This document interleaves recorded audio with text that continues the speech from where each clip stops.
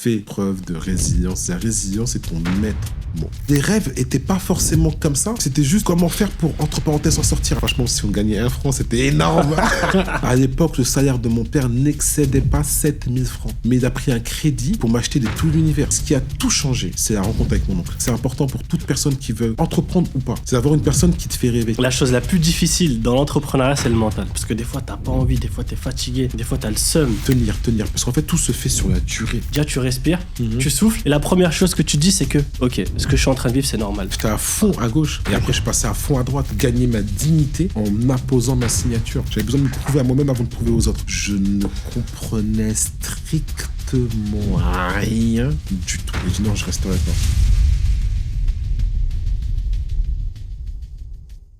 Bonjour à tous, j'espère que vous allez bien. Bienvenue dans ce nouvel épisode du podcast Nia avec Ibrahima Sissoko, un grand frère que j'aime énormément, un parcours incroyable, quelqu'un qui a décidé dans sa vie de se dresser face aux projets, face aux difficultés, face aux problématiques les plus complexes qu'on peut retrouver dans la société, avec des projets incroyables, des projets dans lesquels il a décidé d'investir, de s'investir lui-même, de monter en puissance, de s'affranchir en fait de toutes les barrières qui étaient mises au démarrage dans son parcours. Ibrahima, tu es quelqu'un que j'admire beaucoup. Je suis fier de te recevoir dans ce podcast. Tu vas nous raconter tout plein de choses. Tu vas nous raconter ton histoire, d'où tu viens, comment tu as fait aujourd'hui pour monter des projets aussi structurants, aussi complexes.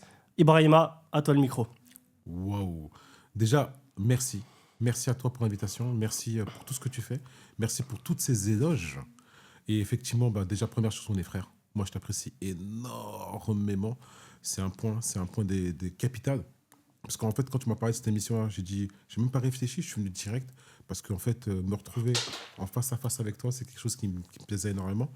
Moi, pour me présenter rapidement, Ibrahima Sissoko, entrepreneur, investisseur dans le domaine principalement de la tech. Aujourd'hui, j'ai oscillé dans le domaine de l'industrie et je ne me fixe aucune limite. Connu pour tout ce qui va tourner en termes d'expertise en ingénierie financière et en structuration de projets. Voilà. Donc, à la tête d'un écosystème dans le domaine du digital. Et à côté de ça, j'ai participé à des projets de start-up, pour n'en citer que quelques-uns, Namix, Newtech et autres, où c'était des domaines d'activité que je ne connaissais pas forcément, sur lesquels je n'avais pas forcément d'appétence, mais qui étaient passionnants, tenus par des entrepreneurs passionnants et qui avaient envie d'aller chercher plus loin et aller plus haut que certains plafonds de verre. Donc, c'est ce qui m'a amené à ça et à faire ce que je fais aujourd'hui. Ok, écoute, j'ai plein de questions à te poser. Mais moi, j'aime bien remonter le temps. Tu sais, j'aime bien revenir en arrière, essayer de comprendre le personnage, d'où il vient, ce qu'il a fait, c'est quoi son histoire, où est-ce qu'il est né, comment il a grandi. Parce que c'est aussi ça, en fait. C'est ses valeurs, c'est cet ADN. C'est tout ce qu'on a eu dans notre enfance aussi qui ont fait qu'on est ce qu'on est aujourd'hui. Est-ce que tu peux déjà remonter un peu le temps avec nous, nous dire où tu es né, où est-ce que tu as grandi, dans quel cadre, nous partager un peu ton enfance? Ok. Très simplement, en fait, moi, je suis né à Paris. Après, mais très tôt, mes parents sont arrivés à Chanteloup-les-Vignes, dans la ville dans laquelle j'ai grandi. Donc, je suis arrivé, je devais à peine avoir peut-être 2-3 ans, grand max. Je suis né en 79, donc aujourd'hui, j'ai 46 ans. Donc, 82, on arrive à Chanteloup-les-Vignes. On était, moi, mon père, ma mère et mon grand frère. De mon enfance, qu'est-ce que je retiens? Énormément de choses. On était dans une ville hyper accueillante, énormément de jeunes. La culture du partage, moi, j'ai grandi avec ça. Moi, juste quand tu sais, en fait, juste parler de ça, je peux en parler avec beaucoup, beaucoup d'émotions, dans le sens où, en fait, dans l'époque dans laquelle nous, on a grandi, où on parle souvent de pré-98, c'est-à-dire avant 98, c'était la France black, blanc, beurre. Et moi, la porte de mes voisins qui étaient marocains, elle était tout le temps ouverte. En dessous, on avait des Capverdiens, en dessous, on avait des Algériens. Mais en fait, dans ce bâtiment-là, les portes, elles étaient ouvertes. C'est-à-dire qu'en fait, on passait d'une pièce à une autre comme si l'immeuble nous appartenait. Et ça, malheureusement, aujourd'hui, on ne le retrouve plus, mais moi, j'ai grandi dans ça. Ça veut dire, en fait, aujourd'hui, quand tu me parles de couscous, c'est pas une utopie. Moi, le couscous, c'était tous les vendredis, c'était normal. Et un vendredi, couscous, c'est ça que ça devenait bizarre. Un dimanche, on partageait le patcheb avec Aden et Damiri, pour ne citer que lui, ou Abdelaziz, son petit frère. Non. En fait, c'était une même famille, on a grandi ensemble, on était sur une même place, la place de la Lance. Cette place-là, on faisait nos foot ensemble, et puis même, on s'affrontait sur des équipes qui étaient déjà... Les parties ne finissaient pas. On pouvait jouer 3, 4, 5 heures ensemble, et quand on rentrait chez nous, Le lendemain, on reprenait au même score. Ah, hier, on t'a mis 4-1, mais en fait, on nous a appelé, c'était pas fini. Bah, vas-y, on refaisait le match. Moi, j'ai grandi plutôt dans ces valeurs-là, 80, 90, euh, où on avait l'impression d'être dans un monde qui était particulier, dans une espèce de bulle. Parce qu'en fait, tout ce qui se passait à côté, on n'en avait pas forcément conscience. Il n'y avait pas les réseaux sociaux comme aujourd'hui. On n'était pas pollué par tout ce qui se passait à l'extérieur. Nos parents nous parlaient un petit peu de politique, mais dès qu'on entendait qu'ils parlaient de politique, on quittait la pièce parce que c'est quelque chose qui était trop loin pour nous. Alors qu'aujourd'hui, tout ce qui se passe en termes de géopolitique, géoéconomie, même nos enfants en parlent. Donc, voilà, quand je parle d'enfants, je parle vraiment d'enfants de 8, 9, 10 ans qui regardent la télé, qui aujourd'hui sont intéressés par ça. Nous n'avions vraiment pas conscience. Vraiment pas. Donc, moi, de mon enfance, je garde énormément de bons souvenirs, surtout de partage, surtout de valeurs. Et c'est là-dedans que j'ai grandi. C'est là-dedans, en fait, où je me retrouve. Et toutes les personnes aujourd'hui qui sont dans ce cadre-là, bah forcément m'intéressent. Et à ce niveau-là, tu avais des rêves, tu avais des objectifs, tu avais une flamme, quelque chose qui te poussait à te dire tiens, un jour, je vais devenir telle personne, je vais avoir tel métier, je vais monter telle entreprise. Est-ce qu'il y avait ça ou pas? En vérité, ça arrivait par la suite, mais pas vraiment. Par exemple, bah nous, enfin, aujourd'hui, être véhiculé, avoir une voiture, c'est normal, c'est classique. Sauf que moi, quand j'avais 7-8 ans, mes parents n'avaient pas de véhicule, n'avaient pas de permis. Et donc, nous, on faisait tout en transport en commun. Donc, forcément, quand tu fais tout en transport en commun, et quand en fait, tu es dans une famille nombreuse et que tu as 8, 9, 10, même 12, 13 ans, et que quand tu dois aller acheter du pain, il faut que tu ailles au Leclerc, parce que peut-être la baguette, à l'époque, je dis une bêtise, hein, peut-être que la baguette, elle était à 2 francs, mais qu'à Leclerc, elle était à 1 franc 50, et qu'il fallait acheter 10 baguettes, eh ben, tu allais à Leclerc. Sauf que Leclerc est à peut-être 3 km à pied. Tu les mettais dans le congélateur, toi aussi, les baguettes, Mais ou pas? bien évidemment.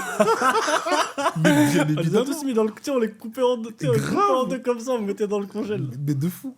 C'est ça, tu vois, on a grandi dans ça. Donc, déjà, tu faisais 3 km aller-retour, donc tu en avais pour 1 heure. Tu vois, peut-être 40 minutes pour acheter du pain. Et après, tu venais, les baguettes, tu les coupais, et c'est dans ça, tu vois. Donc, les rêves n'étaient pas forcément comme ça, mais c'était juste comment faire pour, entre parenthèses, en sortir. Après, tu mets en place des mécanismes. Moi, j'ai raconté une fois, c'est que, je sais pas, jamais, tu te rappelles, en tout cas à l'époque, avec 5 francs, on avait une boule où on avait plein de bonbons. Et en fait, les bonbons, ils coûtaient peut-être 10 centimes, 15 centimes. Exactement. Et donc, on partait à la boulangerie. On avait pris, moi et mon petit frère, qui a 1 an de moins que moi, allez, 5 francs de bonbons. Et après, il y avait forcément des gens qui avaient des pièces jaunes, qui n'avaient pas forcément les moyens de prendre 5 francs. Et après, nous, on vendait les bonbons au détail. Ah. On gagnait, allez, franchement, si on gagnait 1 franc, c'était énorme. Mais c'était surtout pour nous le moment, à cette époque-là, de pouvoir rentabiliser les 5 francs qu'on avait investis. C'est ça, les premiers... T'avais déjà cette mentale, en fait. Ouais, je crois, ouais. Parce qu'on n'avait pas beaucoup de moyens, et donc il fallait trouver un moyen de pouvoir pérenniser ça. Si tu allais aujourd'hui avec 5 francs, bah, idéalement, il fallait que dans 2 jours, tu repartes avec 5 francs. Et pareil, c'était juste pour des bonbons. Et après, au fur et à mesure, je pense que ce qui est arrivé, c'est quand même... j'ai eu la chance d'avoir un père qu'aujourd'hui, je me rends compte, paix à son âme, visionnaire. Vraiment, vraiment visionnaire. Et c'est maintenant que je me rends compte. Pourquoi ? Parce que, par exemple, tu as connu des Tout l'univers ? Non. Les Tout l'univers, c'est des encyclopédies. Ah oui, oui. Les encyclopédies de Tout l'univers, c'était rouge. Ok. Et un jour, il y a un démarcheur qui vient et qui ramène les Tout l'univers. Et mon père regarde ça et on lui explique que ça permet d'augmenter la connaissance en culture générale et que peut-être j'aurai des meilleures notes. Mon père a pris un crédit pour les acheter. Ça coûtait 10 000 francs. Ah ouais. À l'époque, le salaire de mon père n'excédait pas 7 000 francs. Et il avait 2 travails. Mais il a pris un crédit pour m'acheter Tout l'univers. Je te jure, j'en parle avec beaucoup, beaucoup, beaucoup d'émotion. Et là, en fait, à cette époque-là, moi, je ne me rends pas compte. Et donc, plutôt que de me l'imposer, les amis, en mode bibliothèque, et après, des fois, de temps en temps, il me disait, il y a quoi dans le livre ? Parce que lui, mon père ne savait pas lire et écrire. Et moi, j'étais obligé de prendre le livre et de regarder ce qu'il y a dedans pour lui expliquer un petit peu. Donc forcément, c'est comme ça qu'il m'a initié à la lecture. Et finalement, à la littérature, à la philosophie, parce que je découvrais des choses que je ne voyais pas à l'extérieur. Et en fait, c'était mon moyen, pour moi, de m'échapper. C'était mon moyen de pouvoir rêver. Parce qu'en fait, quand tu regardes dedans, tu vois des cartes de géographie. Et tu voyais d'autres pays, d'autres cultures, d'autres choses. Et là, tu te disais, ah d'accord, il y a un monde à l'extérieur qui existe. Moi, je ne connaissais que ma place et l'école dans laquelle j'allais. Et c'est comme ça. Et puis après, 1 an et demi après, est arrivé le premier chez nous, Amstrad 6128. C'est quoi ça? Un Amstrad 6128, c'est un ordinateur. Ok. Aujourd'hui, quand tu vois... Ah, je me rappelle, si. Tu vois C'est pas le gros bloc là, Le gros avec bloc. l'écran là, c'est une télé en fait. Si, je m'en souviens. Exactement. Ouais. C'était un monobloc, une télé, et il fallait mettre une disquette. Hmm. Et donc, Amstrad 6128, pareil, c'est en 88, quand mon père achète un Amstrad 6128, et avec un bouquin. Et même quand on y va, on voit le truc, c'était à Continent. Bon, Continent n'existe plus, hein. Même pas. Je crois que c'était à Mammouth. Je sais pas si vous avez connu Mammouth. Tu vois, Mammouth, c'est l'ancêtre d'Auchan. Donc c'était Mammouth. Et là-bas, on y va. Il voit l'ordinateur. Pareil, mon père s'endette pour acheter un ordinateur. Et bah, il me le ramène. Et après, ben, au début, on galère pour l'allumer parce qu'on ne savait pas comment ça fonctionnait. Et puis après, ça s'allume, on regarde ce qu'il en est. L'écran était tout vert. Et là, il me passe un bouquin de programmation. Je ne savais même pas ce que c'était. Pour lui faire plaisir, j'ai un programme. Je vais mettre 2 semaines et demie à le taper entièrement. Il y a peut-être 7000, 8000 de lignes de code. Et à la fin, ce que ça me fait, ça me fait un jeu du serpent. Snake. J'étais tellement fier d'avoir copié. D'avoir copié à la ligne près. Mais derrière, ça passe quelque chose. Que quand mon père, ce jour-là, quand il a vu que j'ai fait ce programme-là, il m'a dit, c'est la meilleure chose qui me soit arrivée. Juste, tu as fait ce programme-là, tu as rentabilisé le crédit que j'ai pris. Et je ne savais pas ce que c'était qu'un crédit à cette époque-là. J'avais 8 ans et demi. Hmm. Ça me touche beaucoup parce que on voit pas trop tout ce qui se cache derrière. On se dit, voilà, il a acheté un ordi, il a acheté, tu parlais de l'encyclopédie. Ouais. Mais derrière, c'est très profond parce que pour nous, ça peut être bateau. Tu sais, tu lâches un billet, c'est bon, t'as le truc rapidos. Mais pour eux, l'énergie et l'effort qu'il fallait pour ce petit truc, c'est énorme. Et moi, je le répète souvent, j'ai toujours, moi, mon père, ce qui a fait la diff quand j'étais petit, c'est que j'étais le seul dans le quartier qui avait un ordi. Et je jouais à Adibou. Et en fait, Ouais. lui, il a investi. Il m'a acheté un PC écran. J'étais le seul du quartier à avoir un PC et un écran. Ouais. Et les jeux Adibou. Je sais pas si tu te rappelles les petits CD là, avec Ouais. le petit diablotin, là, Ouais. les oreilles Ouais. comme ça. Et je passais ma vie à jouer à ce jeu.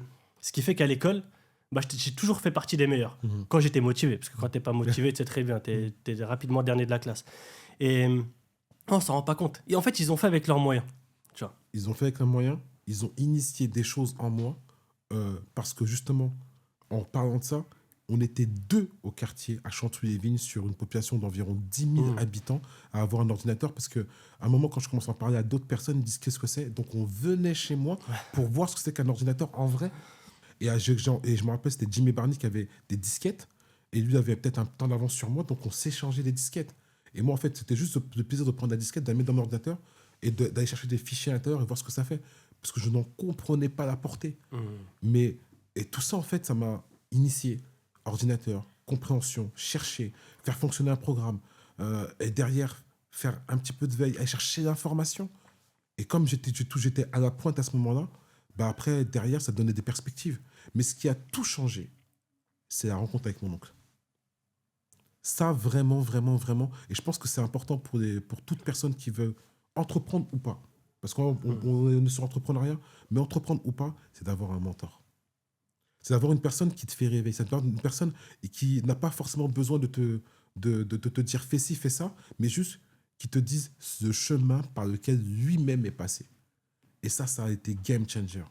Parce que moi, j'entendais parler de mon oncle, ma mère m'en parlait, les gens de mon entourage m'en parlaient un peu. Et après, moi, j'imaginais, franchement, pour de vrai, des fois, j'imaginais quelqu'un de grand, fort, intelligent, plein de choses. Plein de choses dans ton subconscient parce que tu regardes un peu la télé. J'avais une télé noire en noir et blanc. Mais quand je le vois, il était Fred, toujours en costume, cravate à l'époque. Costume, cravate, donc en 89, costume, cravate, petit, et il parlait peu. Mon mythe a commencé à s'effondrer. La première fois que j'ai vu, avec une valise à la main, mon mythe a commencé à s'effondrer. Je dis, c'est lui. Ah, c'est que lui. Ouais, d'accord, ok. Mais... Et puis quand il parlait, oui, non, des phrases courtes. Et je me disais, bon, bah. Et comme on est des hafrites, à un moment, j'ouvre la porte de la chambre et je vois qu'il y a une valise avec plein de billets. Et je dis, waouh! Et avec le temps, je finis par comprendre que ce n'était pas des billets, c'est des traveler chèques. C'est quoi cette recherche? Ah ouais. Traveler chèques, c'était à l'époque, quand tu étais dans le domaine du commerce, c'était des chéquiers, des blocs qui représentaient un certain montant. Et à l'époque, en fait, tu pouvais pas. Enfin, les transactions, les billets en France, c'était des billets de 500 francs. Mais eux, c'était des traveler chèques qui pouvaient aller jusqu'à 5000 francs. Et c'est encore plus de valeur que des billets en fait. Exactement. Et C'est-à-dire, chaque papier était là, il dépassait. ils dépassaient un certain montant et ça te permettait de pouvoir faire des transactions en dollars ou en francs. Parce qu'il faut quand même se rendre compte que je parle de transactions qui s'effectuaient dans les années 80-90 où en fait, ils achetaient des marchandises et il fallait avoir une monnaie d'échange qui soit commune à tout le monde. Donc vous avez le travers chèque en dollars, sauf que moi en fait je vois avec une manette et moi de mes yeux d'enfant, j'ai 8-9 ans ou à peine 10 ans, je vois, il ouvre et il y a plein de papiers et je suis là comme ça et en même temps il me regarde et il se rend compte que je regarde et après il baisse un peu et puis moi dans ma tête C'est trop tard. C'est quoi, ça se trouve en vrai, hein, ça se trouve il y avait peut-être 50 000 ou 100 000 dollars mais pour moi il y avait des millions. Parce que dans la tête d'un enfant, tu te dis waouh! Et jusqu'à aujourd'hui, j'ai jamais osé lui demander il y avait combien exactement. Mais c'était déjà énorme. Parce qu'en fait, quand après, il me montre et que je vois des montants qui ne correspondent pas à ce que je vois d'habitude, des montants de 1000 dollars, etc., alors que je sais que le billet de 1000 dollars n'existe pas, je me dis mais pourquoi? Comment ça? Et après, il commence à m'initier, il m'explique ce qui se fait en termes de transactions. Que en fait, lui va en Asie prendre des marchandises et ensuite il les amène par le port de Lomé et qu'ensuite il les fait traverser pour arriver au Gabon.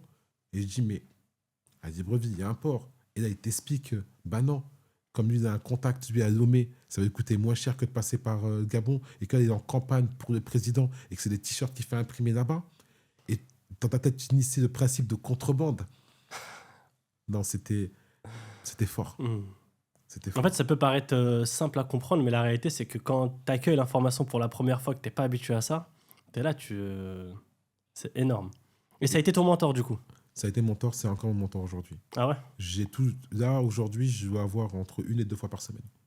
Maintenant, les sujets qu'on aborde sont des sujets qui sont complètement différents parce que ils sortent complètement du cadre dans lequel il m'a initié, dans le cadre même dans lequel lui a évolué, parce qu'il a évolué beaucoup dans le domaine du textile et de l'industrie textile.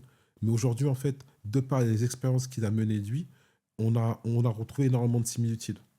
La trahison, la compréhension des personnes qui sont autour de toi, la compréhension de certains modèles économiques, l'analyse, les capacités d'analyse, le fait de pouvoir prendre du recul face à une situation. Parce que même quand on parle de trahison, ça peut être des trahisons de valeurs, des trahisons de principes, des trahisons à tous les niveaux.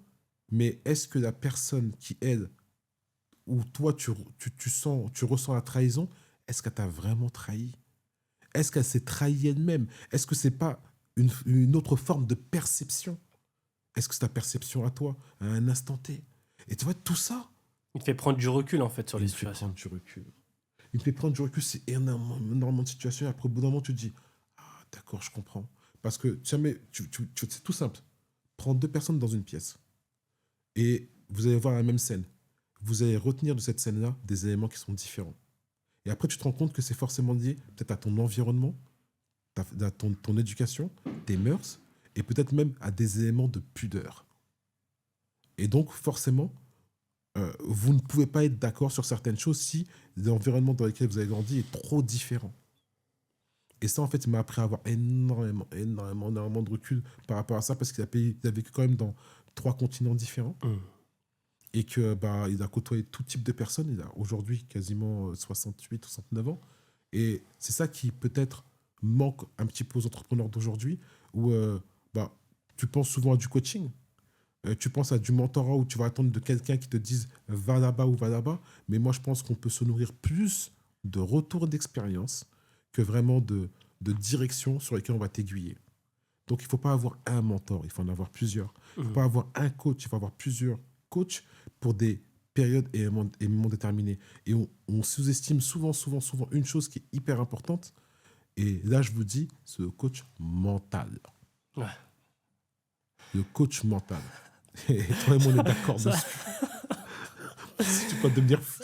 Ah, je te comprends parce que la chose la plus difficile dans l'entrepreneuriat, c'est le mental. Ouais, c'est le mental. C'est même pas le projet en lui-même, Non. c'est même pas de trouver des clients, c'est même pas de développer, c'est juste de tenir mentalement. C'est tellement l'ascenseur émotionnel, les montagnes russes tous les jours, que la chose la plus difficile, c'est de mentalement être constant et mettre de la consistance, tu vois, tout le temps. Parce que des fois, t'as pas envie, des fois, t'es fatigué, des fois, t'as le seum, des fois, tu parles de trahison, t'as l'impression qu'on t'a trahi pour des choses. En fait, mentalement, c'est le truc le plus compliqué. T'as dit un- On est d'accord. On est complètement d'accord. Ouais. T'as dit un truc qui est essentiel. Tenir. Mm. Moi, j'ai mon grand frère qui a fait 21 ans d'armée Mm. et qui aujourd'hui est entrepreneur, tu vois, et notamment qui fait pas mal de coaching et de mentorat. Il a utilisé un mot, et c'est devenu en fait son slogan, c'est devenu un mot qu'il utilise tout le temps et qui, en fait, moi, chaque fois qu'il dit, waouh, ça sonne, c'est tenir. Mm. Tenir. Parce qu'en fait, tout se fait sur la durée. Ouais. Et tenir, c'est tellement un mot qui est important. Il a pris, par exemple, l'engagement quand il est arrivé dans l'armée. Il a dit, OK, d'accord, le plan de l'armée, c'est quoi? Il faut que j'arrive à la retraite. Et en fait, moi, j'ai commencé à bosser, il est parti à l'armée. Et son plan, c'était de tenir 20 ans. Il a tenu 21 ans dans l'armée. Tenir. Parce qu'à la fin, quand tu rentres, t'as 21 ans, et quand tu finis, t'as 42 ans, t'as plus le même souffle. Ouais. T'as plus la même niaque. Mais dans ta tête, tu te dis, faut que je garde la même discipline. L'entrepreneuriat, c'est pareil. C'est discipliné, c'est rigueur, organisation, s'entourer des personnes qu'il te faut à un instant donné et être en capacité d'aller chercher les personnes qu'il te faut à un autre moment et qu'il te faudra peut-être dans un futur proche ou éloigné. Bien sûr. Les personnes qui m'ont le plus accompagné dans l'entrepreneuriat, c'est des personnes qui avaient déjà traversé le chemin que je suis en train de traverser. Parce qu'eux, ils te comprennent. Tu vois, en fait, ils te regardent avec d'autres lunettes. Ouais. Tu vois, c'est ce que je dis souvent. Il y en a certains, ils te regardent avec leur perception, leurs lunettes à eux. Tu vois, et il leur manque trop d'informations. Ouais. Tu vois. C'est comme, tu vois, tu prends un bateau, tu as le capitaine du navire, il est là, il a les lunettes, il voit tout ce qui se passe à l'horizon. Donc, quand il prend des décisions, ça a un impact. Mais d'autres personnes qui sont derrière et qui sont dans leur petite fenêtre de verre ou cachées, ils voient pas ce qui se passe, bah, ils peuvent pas comprendre, tu vois, les décisions qui sont prises. Et les personnes qui m'ont le plus aidé, qui m'ont le plus entouré, c'est des personnes qui étaient passées par là. Parce qu'en fait, ils savent mentalement ce que tu es en train de vivre.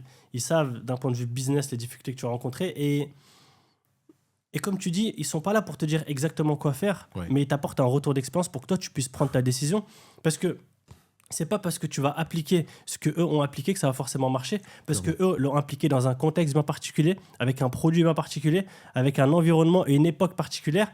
Et ton projet à toi, peut-être que la décision que eux ont prise n'est pas forcément la bonne, mais par contre, le fait d'avoir l'information, ça te permet de, ok, déjà tu respires, tu souffles, et la première chose que tu dis, c'est que, ok, ce que je suis en train de vivre, c'est normal. Juste ça. Voilà, déjà, Juste ça te fait du bien. Juste ça. Mais grave. Tu dis, ok, en fait, c'est normal. Tu sais, je dis pas un truc exceptionnel. Et c'est pas arrivé qu'à moi. Voilà.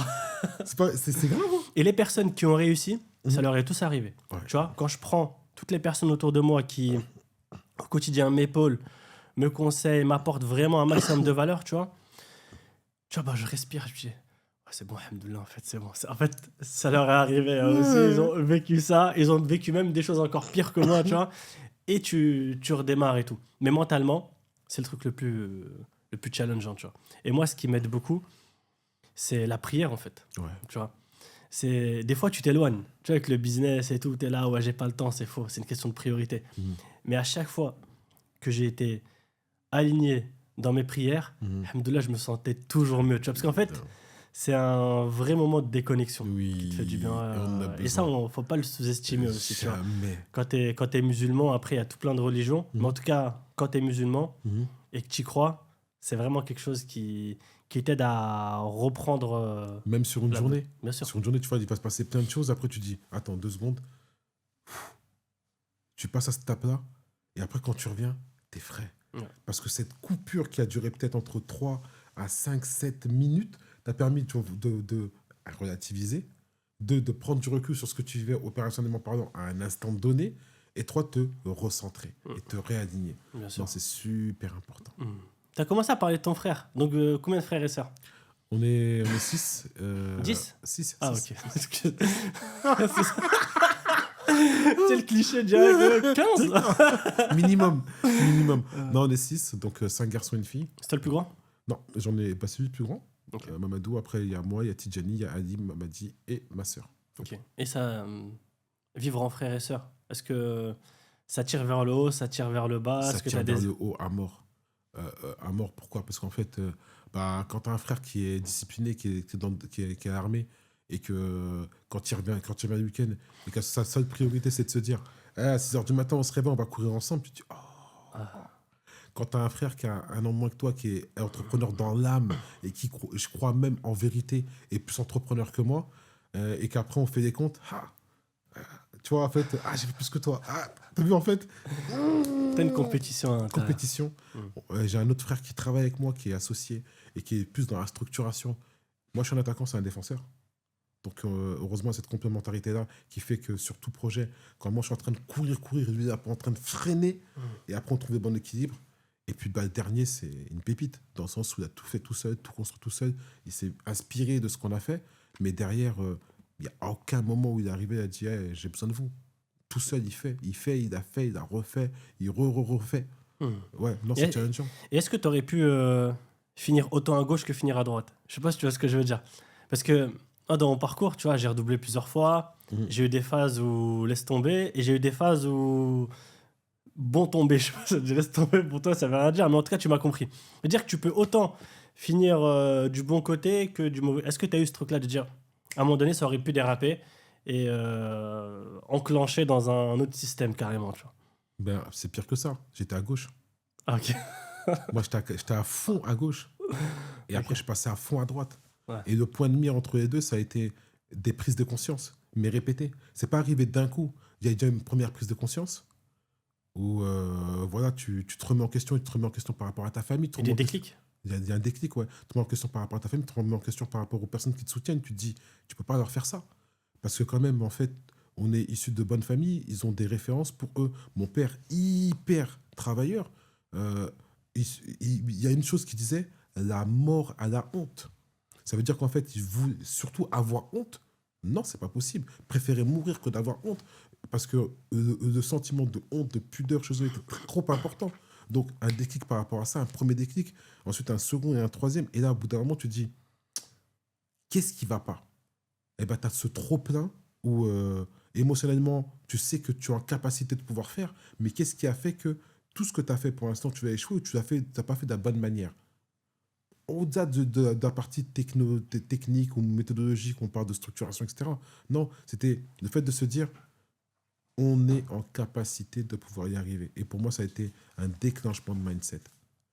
Même aujourd'hui, le dernier déclenchement de mindset que j'ai eu il n'y a pas très longtemps, c'est que, il n'y a même pas un mois et demi, où on m'a dit, tu peux faire ça. Et j'ai regardé la personne, et c'est fou, parce que malgré tout ce que j'avais fait auparavant, le fait qu'on me dise que tu peux faire ça, et que j'entende d'une certaine autorité, je me dis, ah ouais, c'est vrai, je peux le faire. Et donc là, ça t'a permis de débloquer. Tu l'as visualisé déjà. Ce qui te manquait peut-être, c'était de visualiser que tu pouvais le faire. Exactement. Et ça m'a permis de débloquer un autre palier que j'aurais pas imaginé. Mais ouais, c'est ça. C'est vraiment, on était à gauche, on est parti à droite, et en fait, je vais pas poser beaucoup de questions à gauche. la gauche. Voilà. La gauche. Vraiment. Ok. Ceux qui connaissent ça. Voilà, c'est bon. Tranquille. Ok. Ça me fait rire, là, c'est pour ça. Et du coup, dernière chose, la maman. Comment elle était, la maman? Tu sais très bien que toi et moi, c'est un sujet sur lequel on est hyper sensible. Moi, j'ai la chance d'avoir une maman qui a été dure. Mais une maman qui a été dure, mais qui avait des rêves pour nous qui étaient trop importants. Ma mère, elle, savait ni lire ni écrire comme mon père, mais un jour, elle a décidé. Elle a dit, je ne sais pas lire ou écrire, mais j'ai une tête et je vais apprendre pour moi, mais pour mes enfants. Et elle a été quand même un guide où, de par sa résilience, sa combativité, vu qu'elle était combative et qu'elle a fait preuve d'énormément de résilience, on ne pouvait pas faire, faire moins que ce qu'on a fait. C'était pas possible. Ma mère a travaillé dans des hôtels. Quand tu sais comment c'est dur de travailler dans un hôtel et faire le ménage dans des hôtels, ma mère a travaillé comme femme de ménage. Ma mère elle a fait des cours d'alphabétisation. Ma mère a été vice-présidente d'association, elle a créé des associations, et pourtant, elle a appris la première chose qu'elle voulait savoir faire, c'est signer. Et un jour, je lui dis, vraiment, tu veux apprendre à écrire pour signer, mais pourquoi ça te tient tellement à cœur? Elle me dit, tu te rends compte que quand je vais dans une administration, et qu'on me ramène un document, on me dit, mettez une croix. Et je dis, bah ouais. Elle me dit, on me demande plus de signer. On me demande de mettre une croix. Et t'as vu Dégradant un peu. ouais, cette subtilité, Mhm. je ne la voyais même plus moi. Et le fait que ma mère me remette devant ça, en me disant, on me demande de mettre une croix, donc en fait, on me discrimine et on me rabaisse en me demandant de mettre une croix.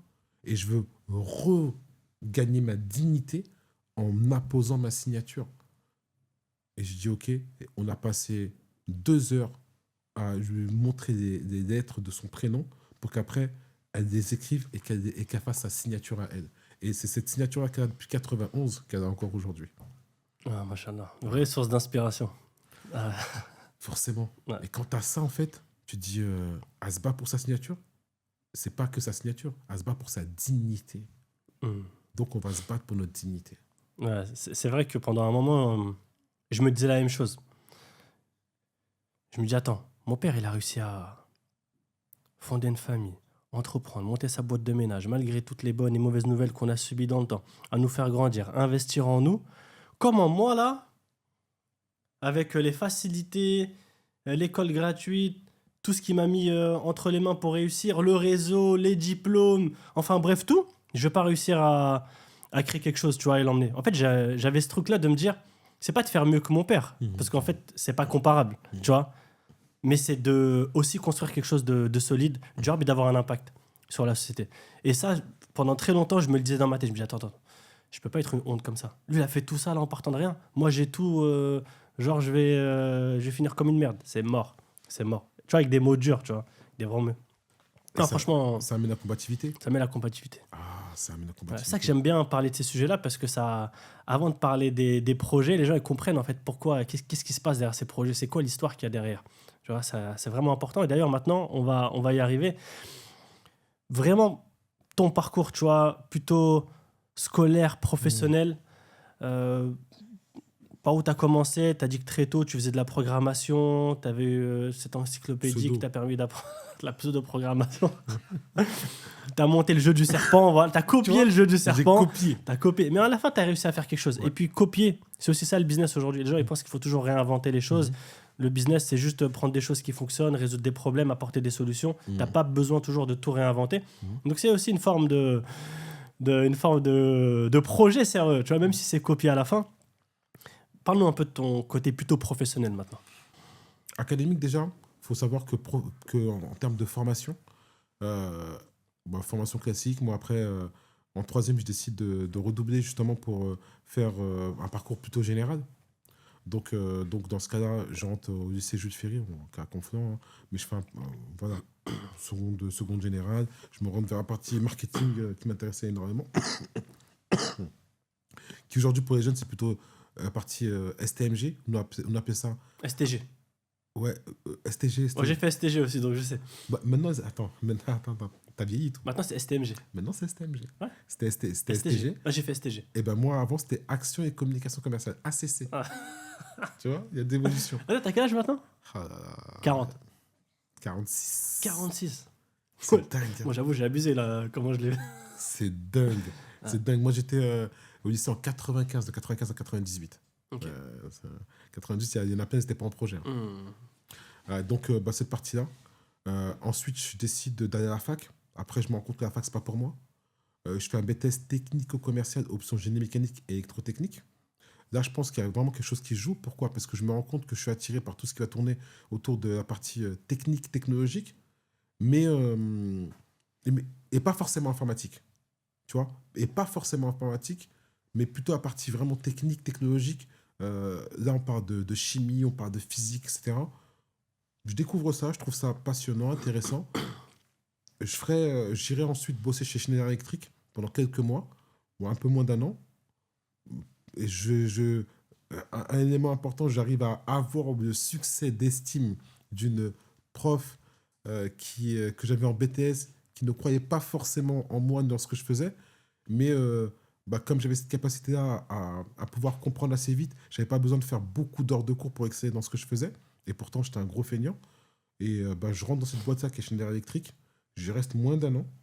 Ils sont les numéros 1 dans leur domaine. Ouais. J'y reste moins d'un an. Et après, je vais faire complètement autre chose. Là, je décide de m'orienter vers du commerce. Là, je retourne voir mon oncle Le à fameux. l'étranger, le fameux. Parce que je voulais tellement comprendre ce qu'il faisait. Et puis, bah, je comprends c'est quoi l'entrepreneuriat à ce moment-là. Et à l'époque, on ne disait pas entrepreneur, on disait commerçant. Ouais, C'était un c'est vrai. commerçant. Ouais. Hmm. Mais surtout, jamais on parle de maintenant la partie éducation, pour rester centré sur ça avant de passer dans la partie formation, voir la partie professionnelle, c'est que c'est une période d'apprentissage. Je considère que tout ce qui s'est passé, ce sont des périodes d'apprentissage où j'apprends énormément plus sur moi que sur les autres et que je comprends que quoi qu'il arrive, il y a une discipline à avoir et des process à mettre en place. Même si j'étais anti-process, je comprends que c'est quand même assez structurant, qu'il y a des organisations à avoir, que il y a... Et en fait, je ne comprends pas, à ce moment-là, quand mon oncle, dans ma langue, me parle de vision, je ne comprends pas ce qu'il me dit. Et moi, j'avais l'impression que quand il parlait de vision, vraiment, que c'était vision. Tu vois, en fait, putain, un matin, t'as une Tu vision. rêves le soir. Tu Ouais. rêves le soir, alors que lui me parlait plutôt de projection, de visualisation d'un état et de changement d'état. Et ça, en fait, j'ai mis beaucoup de temps à le comprendre et beaucoup de temps à le mettre en place. Et puis, sur la partie études, même si on passe vite, hein, pour revenir sur la partie pro, j'ai repris mes études tard. Je fais une reconversion dans le domaine de l'informatique en 2010-2011, où je deviens concepteur de développement informatique. À la suite de ça, juste un petit peu avant, on m'explique que je suis HPI. Donc, je fais ça, concepteur de développement informatique. Après, je prends des cours en cours du soir. Une fois que j'ai pris les cours en cours du soir, je me dis je peux aller plus loin. Et là, en fait, parce que j'ai le syndrome de l'imposteur et j'ai besoin de ce papier pour avoir cette reconnaissance et me dire, bah, je suis ingénieur moi aussi. Donc, je fais Epitech Epita. Entre-temps, je fais Dauphine 2 fois. Dauphine pour la partie contrôle interne, ensuite pour la partie inspection générale. Euh, je me teste à l'anglais, je me dis, l'anglais c'est une langue, mais c'est juste un protocole de communication, comme dans l'informatique. Donc, je comprends à l'écrit, pourquoi pas tester. Donc, je fais Harvard la partie accounting, sur laquelle, en fait, je comprends maintenant aujourd'hui pourquoi j'ai toujours eu ces facilités en comptabilité gestion, c'est que ce sont des chiffres. Et moi, les chiffres, je les imprègne, j'aime beaucoup les chiffres, donc je n'ai pas de difficulté particulière. Je découvre les normes IFRS et US GAAP à ce moment-là. Et après, je fais le lien. J'emmagasine de l'information. J'emmagasine. J'ai fini, entre parenthèses, mon parcours de formation avec dernier diplôme avec HEC, où je fais analyse financière, opération de fusion-acquisition, M&A, et introduction sur les marchés financiers. Et là, je me suis dit, stop. Depuis 2011 à 2024, tu as fait que ça. Tu avais besoin de te prouver à toi-même que tu pouvais, euh, entre parenthèses, être comme les autres. Et quand je parlais des autres, j'avais des cibles où je me disais, il a fait ça, oh, j'aime trop comment il parle. S'il a fait ça, je peux le faire. Il faut que je prouve que je puisse le faire. J'avais besoin de me prouver à moi-même avant de prouver aux autres. Tu t'arrêtes plus en fait. Je C'est t'arrête fini. plus. Et là, en 2024, j'ai dit, qu'est-ce que je cherche à prouver? Où est-ce que je veux aller? Jamais c'est de l'accumulation de connaissances. Aujourd'hui, j'ai des outils. Des outils d'accumulation de connaissances. Ne serait-ce que des livres ou des podcasts audio, vidéo. Mais pourquoi j'ai ce besoin de reconnaissance à travers mes pairs pour des diplômes? Bah, finalement, j'ai dit, stop. Et là, je me suis fait confiance en moi-même. J'ai dit, j'ai plus forcément besoin de ça. Et pour en revenir sur la partie professionnelle, je me suis construit au fur et à mesure. Le parcours, même si ça n'a pas été linéaire, finalement, avec le recul, je me rends compte que c'est un parcours qui est logique. De concepteur de... Enfin, avant mes concepteurs, J'étais conseiller multimédia pour Free. Donc, je répondais au téléphone. Après ça, je suis passé back-office technique, où là, je faisais la relation avec France Télécom et nos experts pour comprendre les problèmes de rupture qu'on avait sur la ligne et tenter de les résoudre pour les abonnés. Après, j'ai fait back-office itinérant, c'est-à-dire que là, à ce moment-là, j'avais des conseillers, enfin des conseillers itinérants qui allaient chez les gens pour résoudre des problèmes. Et ben, en fait, je m'occupais de leur prise de rendez-vous et de la relation qu'il y avait en France Télécom pour mener les expertises sur les lignes et donc la résolution. Après, je passais technicien itinérant, donc j'ai fait toute la chaîne de valeur qu'il y avait chez Free. Et puis, au bout d'un moment, il y a eu un événement perso qui a fait que j'ai eu une coupure et je me suis dit, maintenant que je suis seul, qu'est-ce que je vais faire? Donc, remise en question. Où est-ce que je veux aller? Et c'est là que je fais ma reconversion dans le domaine d'informatique où je deviens concepteur de développement informatique, mais je repars de zéro. Et il y a un moment que je raconte souvent à mes potes, c'est... Moi, j'arrive dans une salle de classe où, au tableau, j'arrive en retard. Hein, la cour commençait à 9h, j'arrive moi peut-être à 10h, tu vois. Et c'était à 300 km de chez moi, c'était à Frouard, vers Nancy. Et là, en fait, au tableau, ils disent oui, donc table A, table B.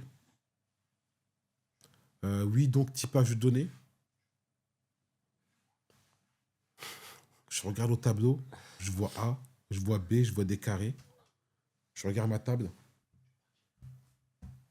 Je dis, mais de quoi il parle? Je ne comprenais strictement rien du tout. Et j'avais peut-être une semaine de retard. Je ressors de ça, j'appelle mon frère. Et je dis, ah ouais, non, je crois que je ne vais pas tenir. C'est moi qui ai fait le pari de venir ici. Et je me suis donné les moyens. Mais franchement, il parle chinois, je ne comprends rien du tout. J'ai pas d'ordinateur. Tout le monde en avait un. J'avais l'impression que tout le monde était contre moi, tout était contre moi. Et je dis non, je resterai pas. Il me dit, hey, t'as fait tout ça comme effort. T'y es. Va jusqu'au bout.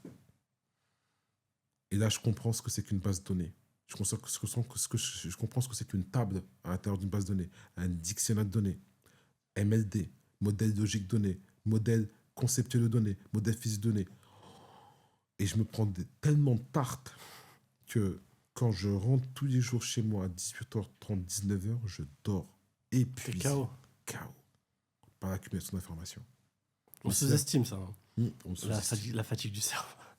Ça me fait penser à mon père. Tu sais, à chaque fois, il me dit ouais, toi, c'est facile. T'es assis sur un bureau toute la journée. Je dis voilà, papa, le cerveau, il bouffe beaucoup d'énergie. Tu t'en rends pas compte. Ouais. Ouais, non, mais très intéressant, très enrichissant. Et c'est là que je pense que je construis des vraies briques. Parce que mon cerveau, je le casse et je le déstructure pour mieux le reconstruire et le structurer différemment. Et c'est pour ça que j'aime beaucoup tout ce qui tourne autour des systèmes de gestion de base de données relationnelles, parce que tu vois comment c'est ordonné, en colonne et en ligne, les informations sont ordonnées. Donc moi, j'apprends à ordonner les informations que je perçois et les utiliser au bon moment. Ok, donc il y a une vraie transition en fait. Une grosse Et c'est pas quelque chose que tu as vu venir. Non. Tu vois, et ça recolle avec ton enfance finalement aussi. Donc finalement, tu vois, il y a une suite logique. Il y a une suite logique, ça se perd pas. Tu vois. J'ai l'impression que moi, pareil, tu sais, quand j'étais... tu sais, t'es toujours un peu l'ingénieur de la famille dès que t'as réussi à brancher la Wi-Fi, la maison. Tu sais, chez moi, vu que j'avais un PC, je connectais, tu sais, t'enlèves le disque dur, tu te prends pour un ouf, la carte mère, t'es là, tout le monde pense, ouais, mon fils va finir ingénieur et tout. J'ai pas fini ingénieur, mais j'ai quand même bossé dans la tech. Ouais. À la fin, tu vois. Et donc, tu finis toujours par recoller. Il n'y a pas de hasard, tu vois. Il n'y a jamais de hasard, en fait. Et là, tu décides d'entreprendre. Pas tout de suite. J'ai quand même, en fait, j'ai besoin de me rassurer. Je suis concepteur de développement informatique, très bien. Aujourd'hui, j'ai une situation, entre parenthèses, plutôt stable parce que je vais finir par me faire embaucher à Paris dans une boîte d'édition logicielle qui est également entreprise de services numériques, qui s'appelle Altec Isis, à Nanterre. Et là, j'ai un premier défi. Mon premier défi, c'est qu'on est dans le domaine télécom. Donc, on a maintenant on travaille pour un CRM. C'était Bouygues Télécom Caraïbes, ça s'appelait Digicel. Voilà, Digicel. Et donc, on me demande d'implémenter un système qui fait des cartes à gratter. Je m'explique. Tu vois, à l'époque, les cartes à gratter, tu avais un numéro de téléphone et tu avais un code. Le code, c'était peut-être un code à 10, 12 ou 16 chiffres. Et en fait, il fallait appeler un numéro de téléphone, tu rentrais le code et tu avais des minutes. C'est ça. Je découvre ce système de l'intérieur. C'est fou pour moi. Pourquoi? Parce qu'on m'explique le fonctionnement. Je dis, ah, je connais. Ma mère, elle utilise ça. Elle me dit, comme tout le monde. Il me dit, maintenant, nous, il faut qu'on le mette en place pour Digicel. Et donc, il me demande de créer un logiciel qui va aller chercher dans une base de données des codes entre 10 et 16 chiffres existants pour créer des codes qui n'existent pas. Et en fait, par batch de 10 000. Et que c'est un outil qui va être utilisé par des super administrateurs de Digicel pour créer ces cartes et les envoyer en création physique. Je te jure que la première fois quand il me parle de ça, je fais genre je comprends et je comprends strictement rien. Je comprends rien. Je me dis, waouh, de quoi il me parle? Et après, je me vois faire le chemin retour.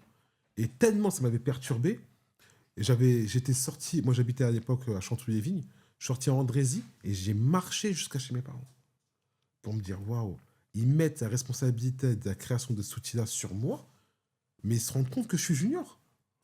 Mais comment je vais faire? J'y allais à 7 h du matin. Je repartais après le patron. Et en fait, quand il partait à 18 h, 18 h 30, il me dit, ah, tu vas attendre là pour longtemps? Je dis, non, mais je vais rester là. Pas longtemps, une demi-heure, 40 minutes. Et ben, tout ce que je ne savais pas de la journée, je m'employais à le tester le soir. Je restais des fois jusqu'à 20 h, 21 h. Chadi Jabour, merci pour tout. Maintenant, je te le dis, des fois, je reste dans tes locaux jusqu'à 22, 23 h tous les jours. Parce que je ne savais pas faire. Et maintenant, c'est un ami, il vit au Liban, et on se parle régulièrement. Et ouais, Ça me fait penser à la citation de Richard Branson, là, qui dit si vous avez une opportunité en face de vous et que vous ne savez pas faire, saisissez-la et ensuite vous apprendrez. Tu vois? C'est en pareil. mode de pas de barrière. C'est ça. Et t'as appris à la fin. Et j'ai appris. Et ma plus grosse fierté, c'est quand non seulement j'ai fait fonctionner, non, enfin, j'ai fait et ça fonctionnait. Et en fait, moi après, je voulais absolument faire une démo. Même ça, ça fonctionne. Donc après, je mobilise tout le monde. Et tout le monde vient voir. Ah ouais, c'est bien et tout. Bah, tu feras ça comme modification, ça comme modification. Mais moi, avant de parler de modification, Déjà, moi, je voulais qu'on m'applaudisse. Parce que pour toi, t'avais fait un truc de ouf. Hein. Mais même aujourd'hui, j'ai fait un truc de malade par rapport à mon niveau. Ouais. Mais j'ai fait un truc de fou. Et après, je pense que c'est plus tard que la personne avec qui je travaillais s'en est rendu compte. Il s'est rendu compte du temps que j'avais mis à mettre en place tout ça, parce que j'ai fait en moins de 2 mois. Et voilà. Donc ça t'a lancé en fait dans la pratique de l'informatique. C'est ça, en fait. Ça m'a conforté. Parce que quand j'ai fait ça, je me suis dit, ok, j'ai pas de limite. Parce que pour faire ça, il a fallu, à l'époque, donc je parle vraiment de 2012, que je me connecte sur des bases de données distantes, que je comprenne comment on fait une mise à jour, que je comprenne que aujourd'hui, on ne se pose plus la question, parce que toutes nos applications sont en mode client-serveur hébergées sur un site web. Mais en fait, quand tu as tout sur un serveur local, il fallait que je mette en place un système qui allait aller voir si la version qui était disponible sur le serveur correspond à la version qui est disponible en local. Et jamais ce n'est pas le cas, qu'il déclenche un process où il allait récupérer la version qui était disponible sur un serveur pour la copier-coller ces fichiers sur la version locale en delta, c'est-à-dire prendre que les éléments dont il a besoin. C'est un peu technique, mais c'est comme ça que ça fonctionnait à l'époque. Et aujourd'hui, c'est tellement banalisé parce que tous les outils maintenant, c'est facile. Et bien tout ça, moi, j'ai vécu. Et en fait, quand tu comprends comment ça fonctionnait, l'architecture qui a été mise en place, le pourquoi du comment, tu te dis waouh. Et ben moi, j'ai appris dans le dur. C'était dur pour de vrai. Mais à force de multiplier les cas d'application, parce que non seulement j'ai travaillé sur Digicel, donc la partie un peu télécom, la partie vraiment recharge, récupération de minutes, je travaille également sur la partie gestion relation clientèle. Donc ça veut dire que l'interface que les conseillers relations clientèle ou commerciaux avaient quand ils attribuaient des abonnements, moi j'avais, il fallait que je paramètre, ou il fallait mettre dans un formulaire nom, prénom, date de naissance, tu récupères l'information du client, etc. Ça, j'ai paramétré. j'ai mis en place. Il fallait que je réfléchisse pour l'utilisateur ce qu'il voulait, que j'ai eu les parties métiers. Waouh! Après, j'ai eu la chance de travailler pour BNP Real Estate Immobilier. J'ai travaillé pour Paprec. J'ai travaillé pour Euroclear. Et tout ça, j'ai fait à travers cette boîte d'édition logicielle qui, soit je faisais en direct chez le client, soit je faisais à travers eux qui ne voyaient pas moi mon existence. Tu t'es envoyé en mission. C'est bon, maintenant je comprends d'où la création derrière de l'ESN. Parce qu'en fait, il y a beaucoup d'ESN qui se créent de cette manière-là. Tu vois, c'est des ingénieurs, des consultants qui sont dans les boîtes et qui voient toutes les opportunités qu'il y a à l'intérieur. Et beaucoup d'ESN se créent comme ça.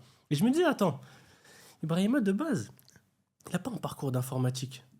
Comment il en est arrivé à créer une ESN? Et en fait, c'est bon, j'ai la réponse. J'ai un parcours d'informatique parce que j'ai été développeur. Ouais. Et la chance que j'ai eue, c'est que j'ai bossé pas que dans une ESN. Une ESN va te prendre et t'envoyer en mission.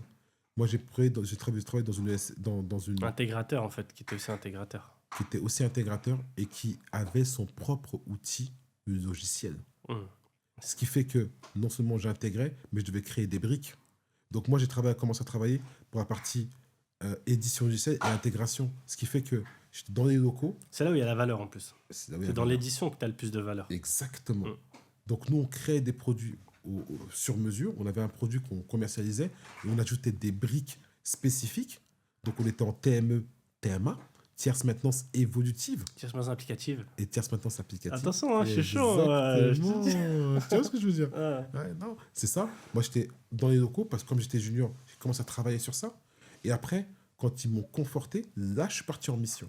Et quand je suis parti en mission, j'étais en régie, mais en assistance technique et régie, où en fait, il a fallu que je développe à la demande du logiciel pour des clients qui étaient sur place. Et ça ne dépendait pas de nos solutions logicielles internes. Donc, comme j'ai eu les deux volets, moi, j'ai eu la chance en 4 ans de faire peut-être ce que des gens font en 10-12 ans. Parce que j'ai été aussi bien en assistance à maîtrise d'ouvrage, c'est-à-dire un business analyst, où je devais écrire à l'époque le cahier des charges. Ouais. Sur cette partie-là, en fait, j'ai appris énormément. Donc, en fait, j'ai confronté à plusieurs métiers, sur cette activité, recyclage avec Paprec. Et en fait, moi, je m'occupais de la partie transport et pesage. Avec la partie Euroclear, c'était chambre de compensation financière, dont mon appétit pour la finance. BNP Real Estate Immobilier, tout ce qui était autour de l'immobilier et de la gestion immobilière et gestion de patrimoine. Donc Digicel, tout ce qui était télécom. Et dans tout ça, j'arrive sur un nouveau métier qui était la gestion de la data. Chez Paprec, je découvre la BI, Business Intelligence. Je dis, waouh, la data, c'est le cœur de tout.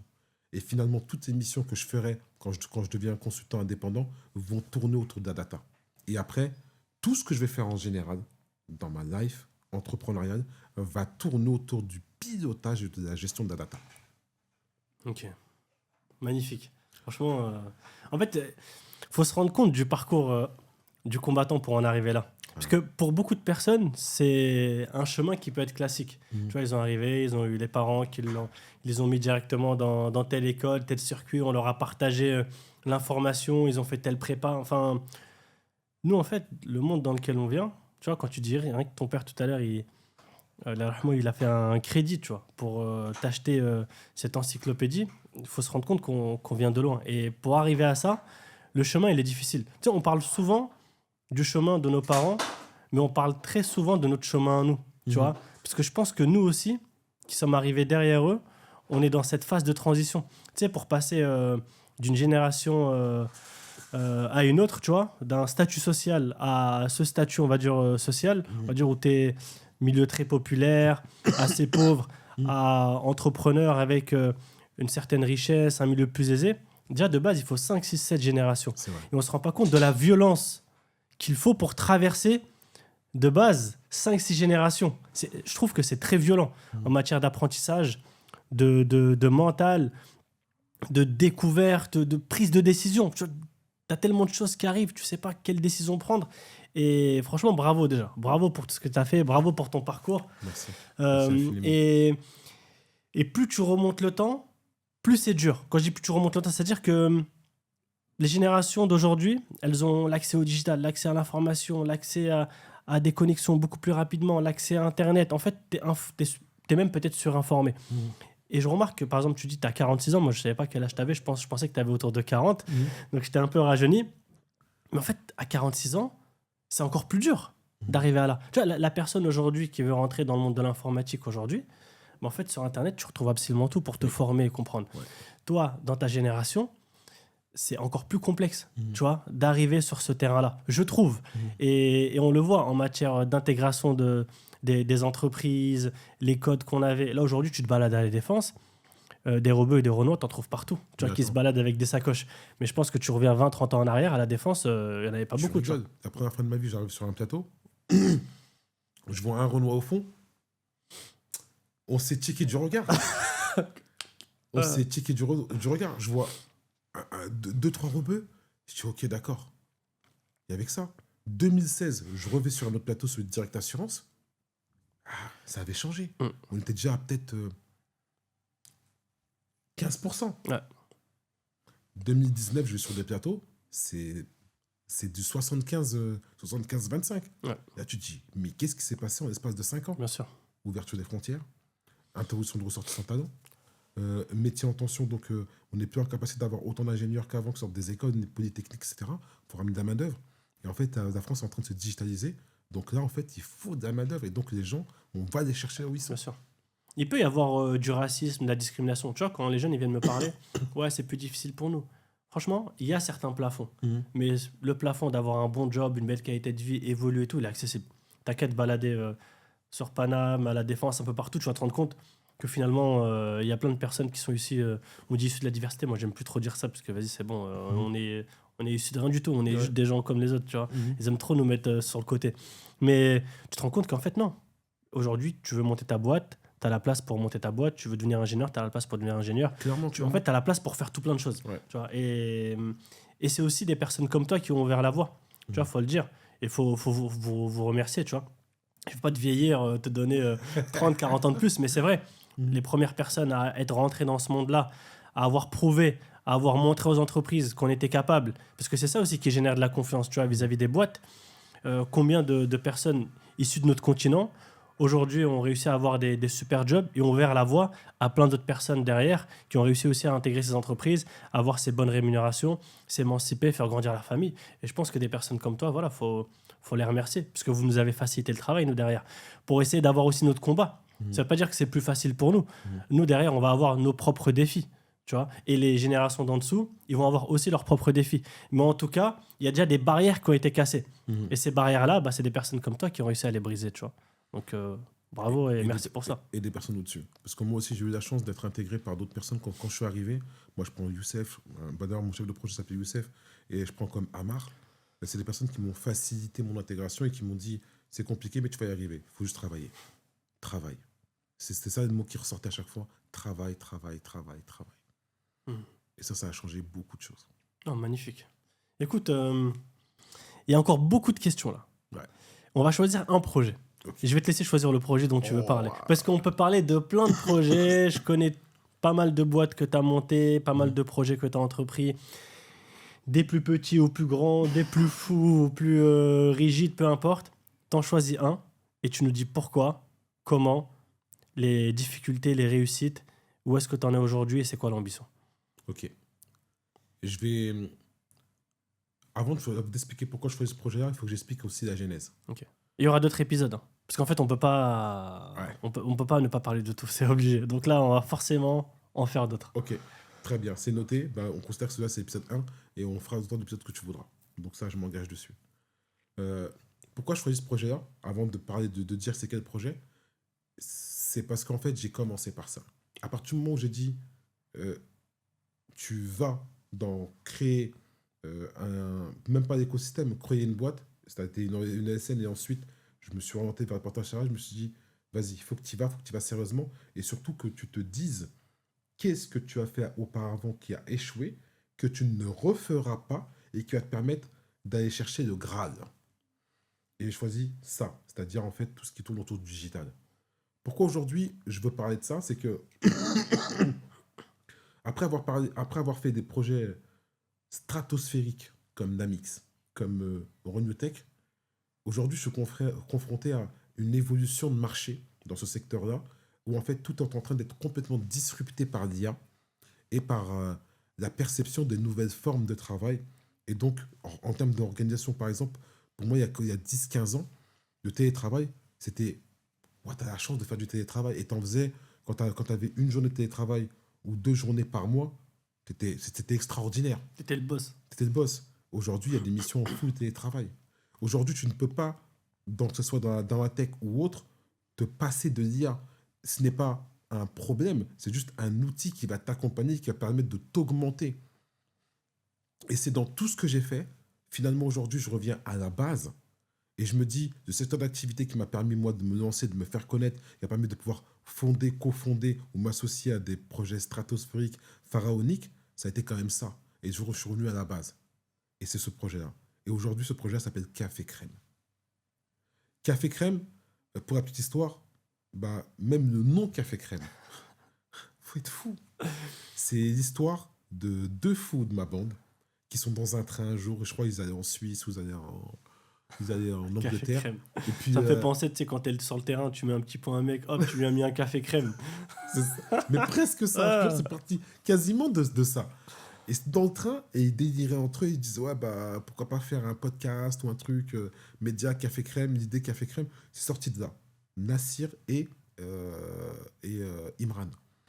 Ils en ont parlé entre eux, et puis bah, quelques jours après, ils disent, ouais, vas-y, on va créer une boîte. Nous, fais-nous créer une boîte, appuie sur un bouton, on t'envoie les assistants qui s'en occupent, et voilà. C'est parti de ça. Derrière, du digital, dans le but d'éduquer, beaucoup de tests. Bah, on va itérer de cette manière-là, on part sur cette ligne éditoriale-là, etc. Et puis c'est devenu un élément fédérateur autour duquel une communauté s'est retrouvée. Et puis derrière, en fait, on s'est dit, il y a peu de temps, on a quand même réussi à fédérer un ensemble de personnes, on a quand même réussi à quelques succès, comme par exemple, on est fier de dire que les 684 personnes qui aujourd'hui travaillent dans le domaine d'informatique, qui est issu des QPV, quartier prioritaire de la ville, qui n'avaient pas de compétences dans le domaine d'informatique, qui étaient soit boulanger, VTC, commis de cuisine ou autres, et qui aujourd'hui sont testeurs logiciels, assistants à maîtrise d'ouvrage et ou même développeurs, qui gagnaient 1600, 1700 euros par mois, et aujourd'hui sont à peu près à 4500 euros de moyenne. Et des ans comme ça, je peux t'en sortir 684, passés par l'écosystème qu'on a créé en termes de formation.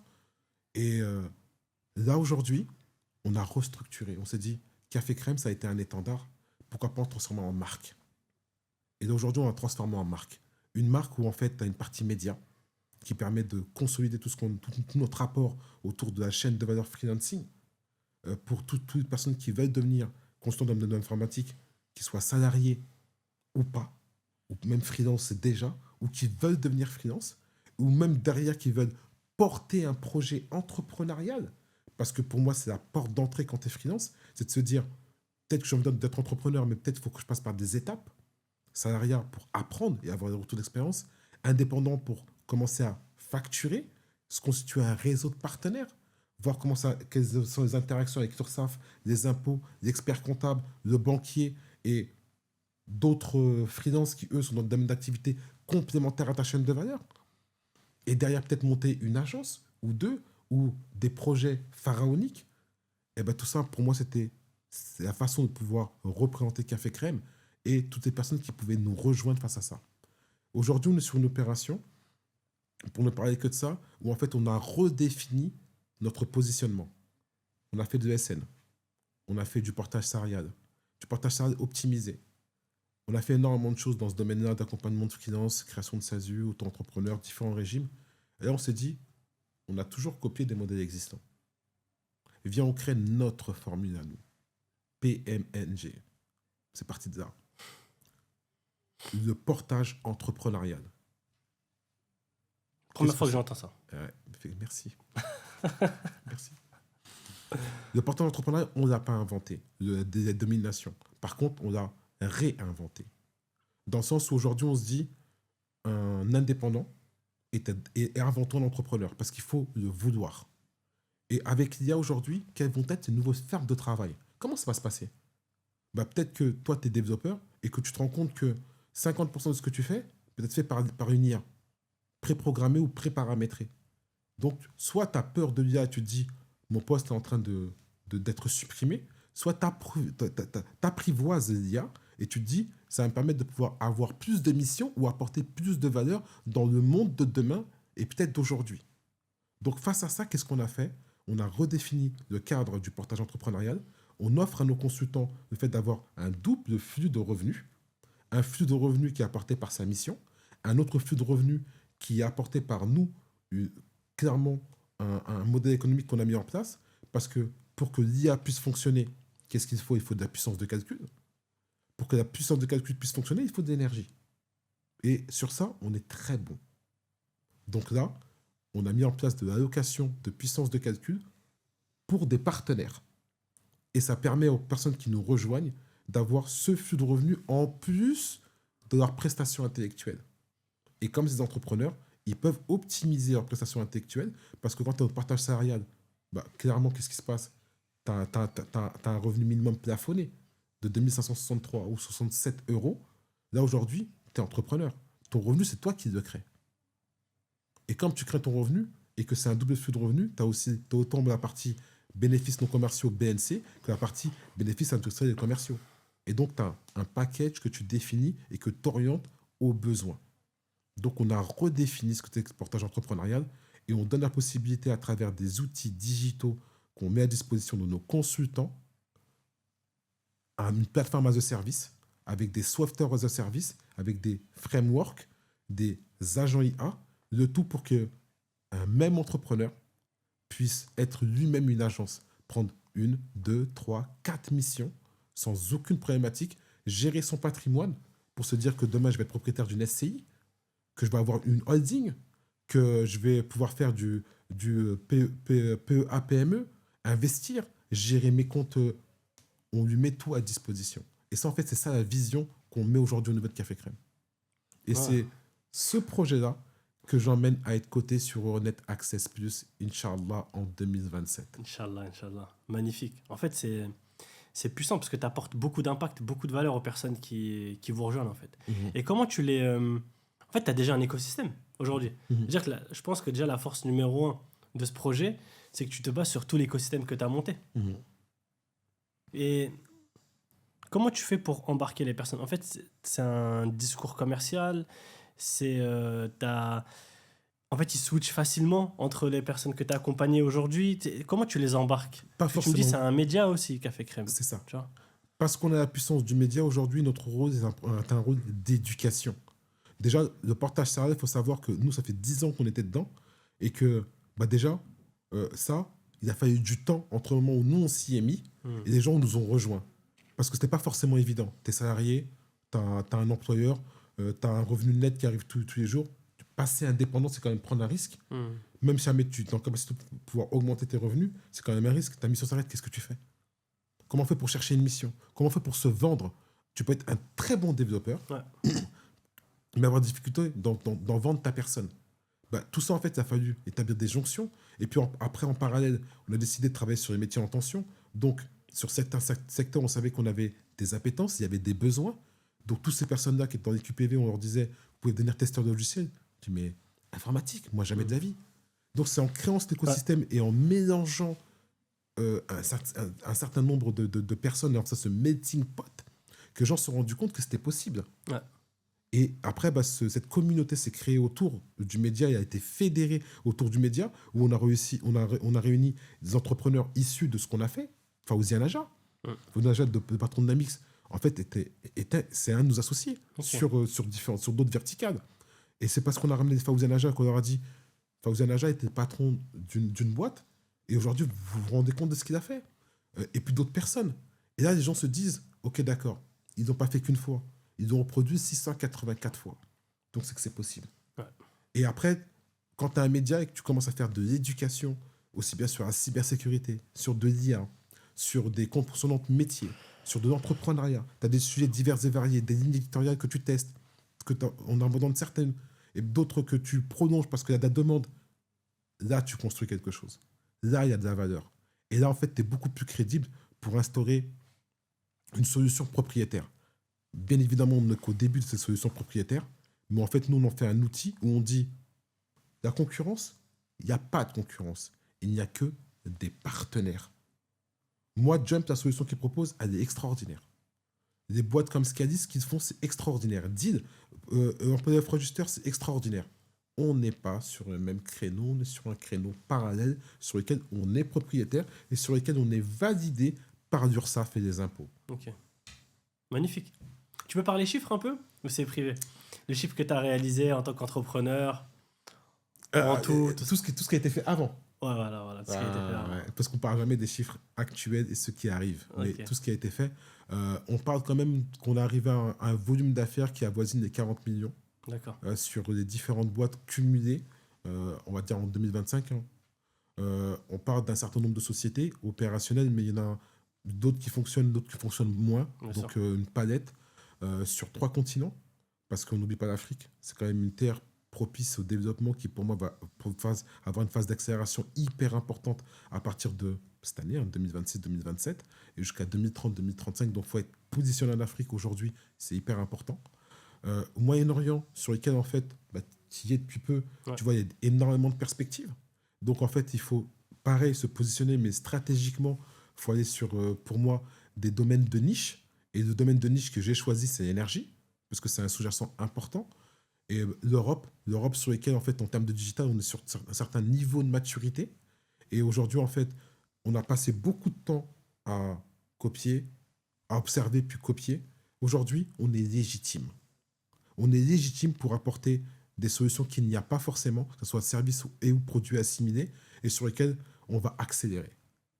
Là, vraiment, là, aujourd'hui, en fait, on a passé beaucoup de temps à apprendre, on a appris, on a fait des erreurs plein. On a fait des choses que je considère comme très bien, grâce à ce que moi j'appelle mes 300. C'est-à-dire, en fait, tous les gens qu'on ne voit pas et qui sont autour de moi. Spartiate. Yeah! Allez, où tu es? Ah, ouf. Ah, c'est ça. Ah. C'est toutes ces personnes qu'on ne voit pas et qui font un travail qui est énorme. Je ne parle même pas de nos associés qui, des fois, on se couche à 2h du matin.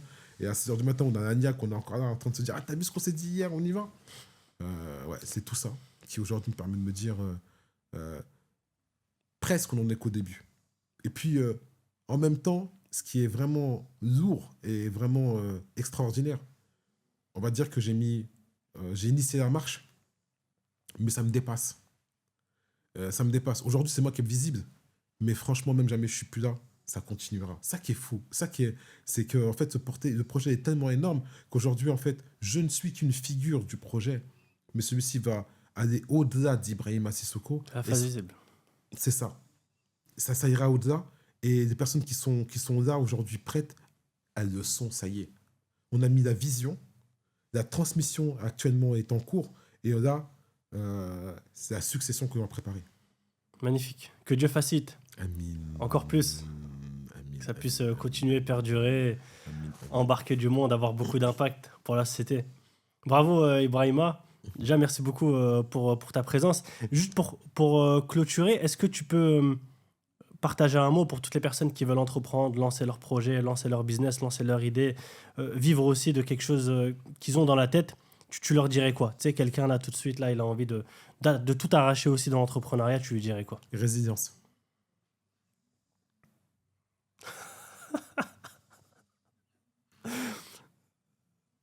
C'est tout. Fin, coupé. C'est On un comprend. mot, il est tellement puissant. Mm. Toi et moi, on regardait des matchs de foot, on pleurait au téléphone. Mm. On s'est raconté des choses. Je pense que il y a beaucoup de gens qui comprendraient dans ce qu'on s'est raconté, tu vois. Mm. Mais je pense que l'outil numéro 1, c'est la résilience. On est tous à la limite de l'échec. Tu peux être à n'importe quel niveau, tu peux basculer. Faut pas oublier, hein, Kodak, c'était les numéros 1. Ils sont aujourd'hui, ils n'existent plus. Quand on parle des années 90, parlons un peu d'Ericsson, parlons un peu de Nokia, parlons un peu de Motorola. Un Motorola en 98-99, c'était... C'est Big Boss. Qui aurait prédit la chute de Motorola dans le domaine de la téléphonie? Qui peut prédire aujourd'hui la chute d'Apple, notamment de l'iPhone, dans le domaine de la téléphonie? C'est même pas envisageable. Mm. Et pourtant, ça peut arriver. Ouais. Qui aurait prédit aujourd'hui de dire que quelqu'un passerait au-dessus de Google? Google est un moteur de données. Donc, en fait, ils sont numéro 1 dans leur domaine d'activité. Mais aujourd'hui, je suis sûr et certain qu'il y a plus de requêtes sur ChatGPT que sur Google. Sur TikTok. On sous-estime. Et Ouais. effectivement. Mm. Tu vois? Donc, ne jamais oublier une chose. Quel que soit le secteur d'activité, quel que soit le domaine d'activité, quel que soit ce que tu fais preuve de résilience. La résilience est ton maître mot. Merci Ibrahima. Merci à toutes les personnes Merci. qui ont suivi le podcast. Vous avez vu, parcours incroyable. Il y aura un deuxième épisode parce que là, même moi, je suis frustré. Là, j'ai encore plein de questions à poser sur tous les projets. N'oubliez pas de liker, de commenter, de partager, de suivre Ibrahima, de suivre Café Crème, de suivre tous leurs projets. Franchement, ils sont magnifiques. Et je vous dis à très très vite pour le deuxième épisode. Je pense qu'il va arriver dans quelques mois là. Parfait. Merci. Merci, Youssef. Merci beaucoup. Mm.